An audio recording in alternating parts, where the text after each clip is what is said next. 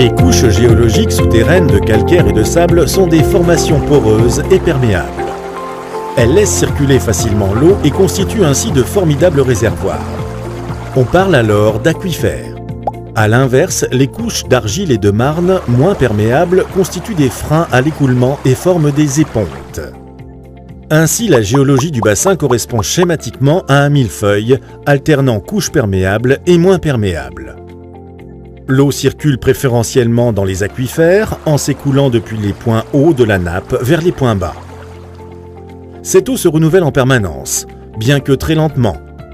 Elle doit passer au travers des cavités de la roche qui sont minuscules, parfois microscopiques. L'âge de la couche géologique permet de regrouper sous un même nom des ensembles parfois fort complexes. On parle ainsi des aquifères du Jurassique, du Crétacé, Éocène, Oligocène, Miocène, Pliocène et Quaternaire. Les déformations affectant ces différentes couches peuvent parfois générer des plis qui ramènent en surface les formations les plus anciennes. C'est le cas du réservoir du Crétacé que l'on rencontre à 800 mètres de profondeur sous bord d'eau alors qu'il est présent à la surface du sol au niveau de l'anticlinal de Villagrain-Landiras. Proche du sol, la nappe présente l'avantage de pouvoir être réalimentée directement par la pluie.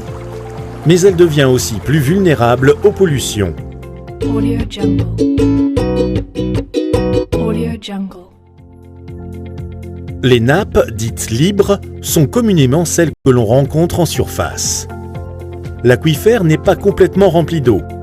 On distingue une zone saturée et une zone non saturée. Lorsque le réservoir s'approfondit et qu'il est recouvert d'une éponte, l'eau peut alors saturer l'ensemble de l'aquifère et former une nappe captive. L'eau est alors sous pression. Si l'on creuse un forage dans cette nappe, l'eau va monter, soulevée plus haut que le toit de la couche qui la contient. Elle peut même jaillir du sol comme dans les forages artésiens. Ce niveau d'équilibre est appelé la surface piézométrique de la nappe.